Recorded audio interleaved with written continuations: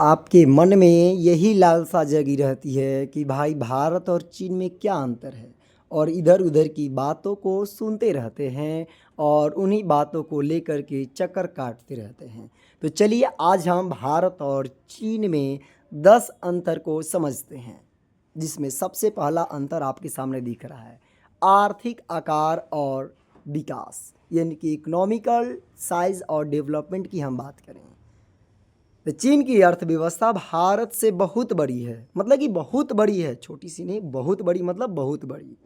नाम मात्र हम जीडीपी के हिसाब से बात करें तो चीन का आर्थिक आकार लगभग 17 से 18 ट्रिलियन अमेरिकी डॉलर है। वहीं भारत का जीडीपी लगभग 10 ट्रिलियन अमेरिकी डॉलर है।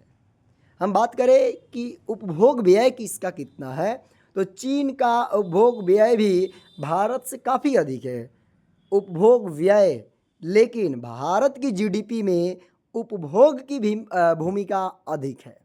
मतलब कि ये उपभोग की भूमिका में ज़्यादा है और उसका उपभोग में व्यय करने की क्षमता जो बोला जाए वो अधिक है। मतलब कि चाइना जो है वो बनाने में आगे है और भारत जो है वो बनाए हुए चीज़ों का उपभोग करने में आगे है। चीन ने औद्योगिकरण और निर्यात उन्मुख विकास के जरिए तीव्र आर्थिक विकास किया है, जबकि भारत ने सेवा क्षेत्र में तेजी से विकास किया है। मतलब कि बनाने के क्षेत्र में, निर्माण करने के क्षेत्र में चीन औद्योगिकरण और निर्यात के उन्मुख विकास को अपने चरम सीमा पर लेकर के गया है, लेकिन वही भारत जो है वो सेवा क्षेत्र में तेजी से विकास किया है। अब हम दूसरी बात करें, इसकी दूसरी टॉपिक जनसंख्या और जनसांख्यिकी में आखिर क्या क्या डिफरेंसेज हैं, क्या कुछ बदलाव है। तो भारत अब दुनिया की सबसे बड़ी जनसंख्या वाला देश है और ये बात आप भी जानते हैं, जबकि चीन की जनसंख्या में गिरावट आ रही है। मतलब कि चीन की जनसंख्या दिन प्रतिदिन कम हो रही है, वहीं पर भारत की जनसंख्या दिन प्रतिदिन बढ़ते जा रही है। चीन में जन्म दर और प्रजनन दर बहुत कम है, जिससे नकारात्मक जनसंख्या वृद्धि हो रही है, जबकि भारत की जनसंख्या अभी बढ़ रही है, ये सकारात्मक है। मतलब भारत की अगर जनसंख्या बोला जाए तो दिन प्रतिदिन बढ़ते जा रही है, लेकिन वही चीन की जनसंख्या जो है वो अब गिरावट आ रही है। भारत की औसत आयु 28.4 वर्ष है, जबकि चीन की औसत आयु 38.4 वर्ष है। इस बात को देखेंगे एवरेज एज को। अब हम बात करेंगे इसे तीसरा, यानी कि उपभोग पैटर्न और आय स्तर पर क्या अंतर हैं, क्या कुछ डिफरेंसेस हैं। तो भारतीय उपभोक्ता अपनी आय का अधिकांश हिस्सा भोजन, कपड़े, परिवहन जैसी बुनियादी आवश्यकताओं पर खर्च करते हैं। मतलब भारतीय लोगों के पास जितने भी इनकम आता है उसके इनकम का अधिक हिस्सा कपड़ा, भोजन, परिवहन और अपनी आवश्यकताओं पर खर्च कर देता है। वही चीन के उपभोक्ता आवास, मनोरंजन, शिक्षा और स्वास्थ्य देखभाल पर ज़्यादा खर्च करते हैं। तो क्या उनके तुलना में हम ऐसे खर्च कर पाते हैं? शायद नहीं। चीन में प्रति व्यक्ति आय और मध्यम वर्ग बहुत बड़ा है, लेकिन भारत का मध्यम वर्ग अपेक्षाकृत छोटा है। मतलब कि उनकी तुलना में छोटा है। चीन में प्रति व्यक्ति सकल राष्ट्रीय आय यानी कि जीएनआई 12,850 अमेरिकी डॉलर है। इसकी तुलना में भारत जो है, भारत में यह 2547 यानी कि 2,547 अमेरिकी डॉलर है। आप अंदाज़ा लगाएंगे कि उसका जीएनआई जो है वो 12,850 है। वही भारत की जो है ये 2,547 अमेरिकी डॉलर है। आप अंदाज़ा लगाएंगे कितना का अंतर है। लगभग ये 5 गुना से भी ज़्यादा है। अब हम बात करेंगे नेक्स्ट आर्थिक विकास, निवेश और बचत पर कि आर्थिक इसका निवेश क्या है, बचत क्या है।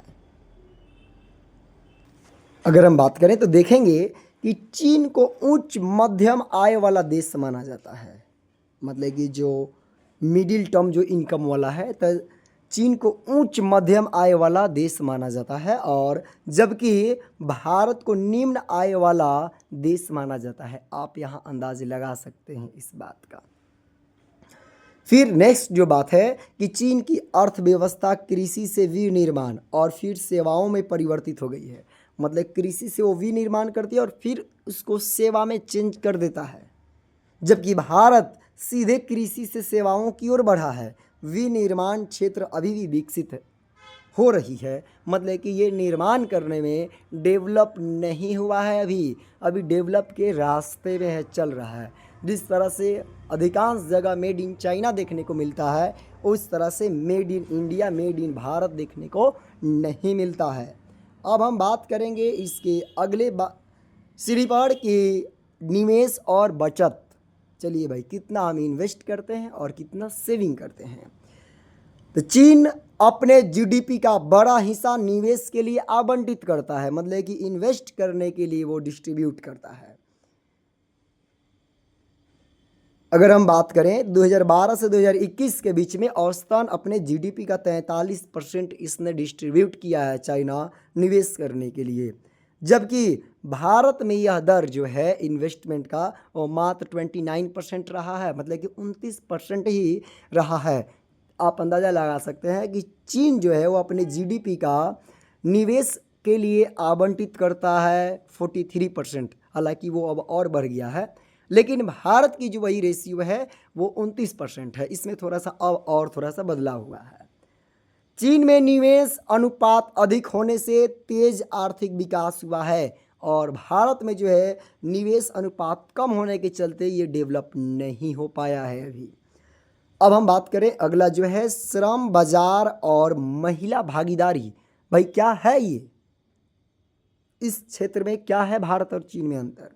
तो चीन में महिला श्रम बल भागीदारी दर 2022 में अगर हम बात करें तो 61% था, जो कि अब और बढ़ चुका है, और वही भारत में यह केवल 24% थी। आप अंदाज़ा लगाइए, बढ़ा भी है तो थोड़ा सा बढ़ा है, क्यों? उसका जो है वो महिला की भागीदारी श्रम में 2022 में 61% था, जो कि अब और ये दर बढ़ गया है।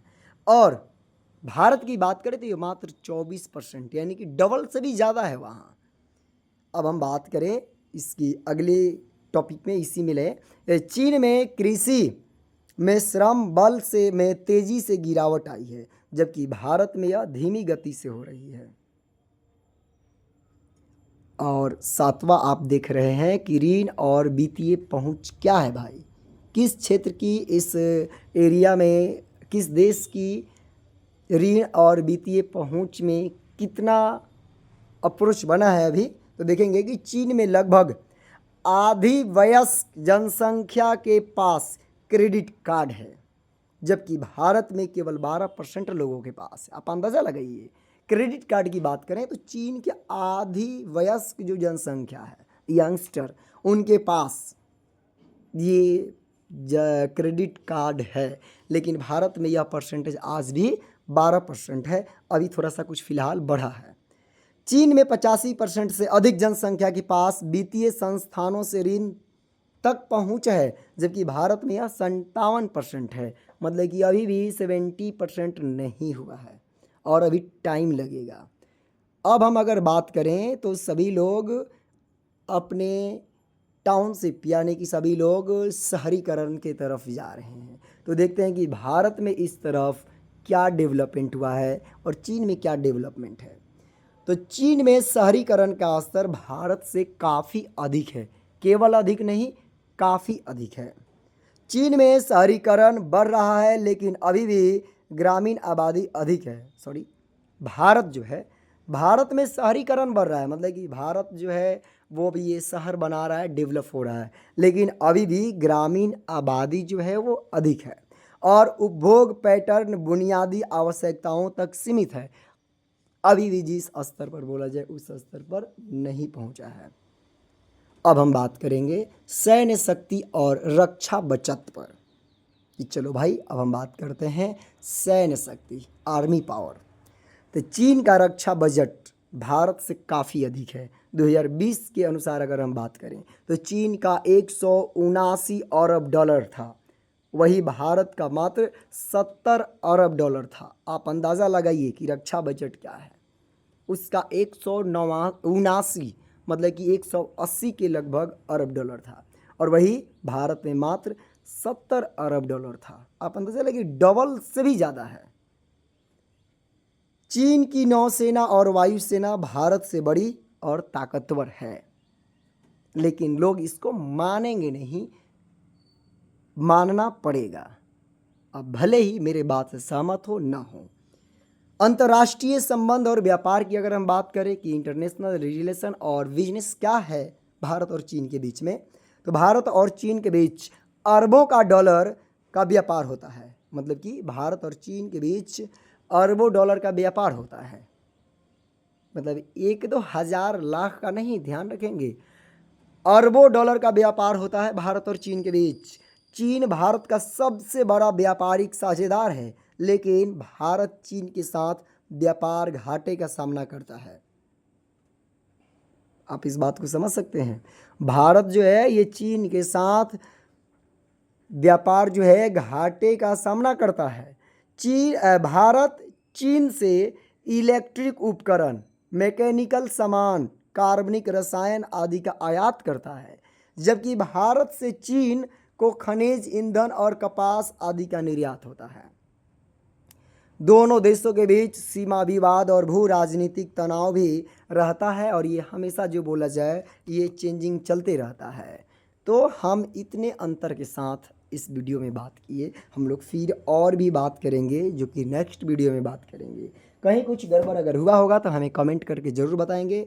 हाँ, हमें पता है कि हमने कुछ बोलने में कहीं ना कहीं गड़बड़ी किया होगा। अगर जहाँ पे गड़बड़ी हुआ होगा वहाँ पे एक बार हमें कमेंट करके बताएंगे, ताकि नेक्स्ट वीडियो में उससे हम चेंज कर सकेंगे। चलिए मिलते हैं फिर नेक्स्ट वीडियो में, तब तक के लिए धन्यवाद।